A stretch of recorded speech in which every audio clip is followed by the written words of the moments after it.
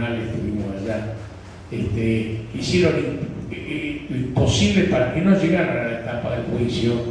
Bueno, se llegó. Pero está que es tan inaceptable. Lo que pasa es que este año tenemos récord de juicio, ¿no?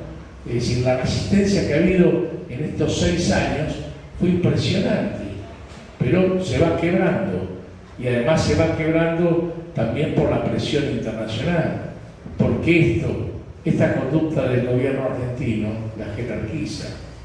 Y yo creo, sinceramente, y lo puedo decir, que es esta presión internacional es lo que lo llevó al presidente de la Corte a decir: esta política no hay paso atrás, no hay vuelta atrás, vamos a seguir con todo. Y digo esto, que es una definición, porque en otro sentido no cumplió su función como presidente de la Corte en el diagnóstico de por qué vamos tan lento. Como otros jueces dijeron que era por presupuesto, por falta de personal, donde todos los que estamos en el Poder Judicial, como lo dijeron Félix y como lo dijo Martín, sabemos que no es. Hubo decisión política en muchos lugares de no avanzar. Y por eso el juicio que todavía están esperando. Decisión política, cómo se armaron las causas, para hacer un hilvanado y esperar la posibilidad que la cuestión en la Argentina se modificara y cambiara para, bueno, hasta acá llegamos y volvemos para atrás, por eso sale la amnistía, por eso la Iglesia, cómplice de la jerarquía en aquel entonces, ahora viene y plantea el mismo camino, ¿no? Una Iglesia que le quitó la posibilidad de dar misa a los sacerdotes para permitir su secuestro, como fue el caso de Iorio y Calix, pero que no le prohibió a los curas ya sentenciados y abusadores como Grassi hacer lo mismo, ¿no? Por mucho tiempo a Monguerni no le prohibió el tema de oficiar misa, ¿no? Digamos, esa complejidad política nos demuestra el sentido de la desinformación. Entonces, la necesidad de avanzar en la publicación de esto tiene que ver con ganar también esa victoria. Y por eso también tiene que ver la ley de medios, ¿no? Una ley de medios que pasó exactamente lo mismo, de los medios que trabajaron por el poder, que costó sancionarla y aún hoy cuesta muchísimo implementarla, porque son los poderes.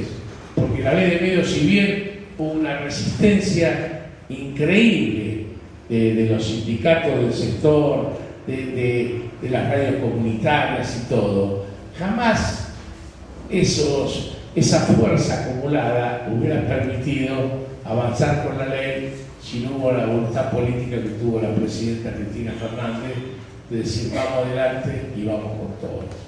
Entonces, yo creo que como reflexión de esto quiero dejar que tenemos que construir organización, tenemos que construir conciencia, tenemos que construir cuadro jurídico, tenemos que construir fuerzas para profundizar y para que estas cosas, a la corta o a la larga, desandar ese camino. Yo creo que el convenio con el Inca, por más que no se pasen las imágenes, va a dejar, quieran o no, testimonios, elementos, digamos, que así como la documentación secuestrada por Greenwood permitió que se conozca la verdad de la deuda externa, bueno, en esto, así como vimos hoy parte de los testimonios, podamos verlo en otros lugares y lo que hubiera sido ideal que no se hizo hoy se puede hacer. Y como reflexión de la justicia, ya que estamos en un ámbito de la justicia, tenemos que ver la responsabilidad que le cabe a la Corte Suprema. Porque la Corte Suprema no ha hecho nada para cumplir la función de democratizar el Poder Judicial, no solo por el Congreso. El Poder Ejecutivo hizo lo que tenía que hacer, cambió la Corte y puso una Corte independiente. Si la Corte es la cabeza del Poder, le cabía a esa Corte hacer la depuración interna del Poder Judicial, ser cabeza en la en las políticas centrales para democratizar ese poder judicial y sacar de ese poder aquellos que son representantes del brazo armado, del pensamiento de la dictadura o del corazón económico de que generó esa dictadura, que generó lo más terrible, que fue el genocidio social en los años 90, donde no había un brazo armado, pero generó muchas más víctimas. Ese brazo blanco del hambre, muchas más víctimas que la que generó la violencia de la dictadura del terrorismo de Estado. Y es hoy que sigue tapando, porque habla de la inseguridad y tapa la historia de un chico que ha muerto por el tema de los glifosatos, que tuvo una agonía tremenda y no ha salido en ninguno de los medios, en ninguno de los grandes medios estamos hablando, ¿no? En ninguno de los grandes medios le dio difusión a esta cuestión. Esos medios que representan ese poder, que no difunde los juicios, que no difunde la noticia que no le interesa. Entonces, yo creo que de la justicia, vuelvo a decir, la Corte le cabe. El gobierno hizo lo que querían hacer y desgraciadamente en todos los casos de los juicios contra los malos jueces, jamás la voz de la justicia tuvo un rol fundamental. Ni siquiera un rol secundario, sino todo lo contrario. Oficiaron en todos los casos como defensores, como un club de salvataje, una asociación de salvataje de jueces para salvarlo a quien tuvieran, hasta donde tuvieran que ver. Y esa es la realidad que vamos a encontrar. La encontramos en la facultad, la encontramos en la justicia, la encontramos en el ámbito de la profesión. Yo recuerdo cuando el Banco Mundial imponía en los 90 el modelo de justicia, decía que había que reformar los códigos de fondo, que había que reformar la estructura de funcionamiento del Poder Judicial y que había que reformar la enseñanza del derecho. ¿Para qué? Para que esa ideología neoliberal quedara plasmada como un deber ser ficticio de las aspiraciones que tenía el pueblo argentino, pero que no eran esas aspiraciones, sino de los que debían dominar al pueblo argentino, ¿no? Hoy creo que tenemos que hacer lo contrario, y como es el lugar que anida las ideas más retrógradas de la sociedad, como bien decía Sergio, como decía Martín, también lo decía Félix, yo creo que tenemos una batalla grande adentro del Poder Judicial.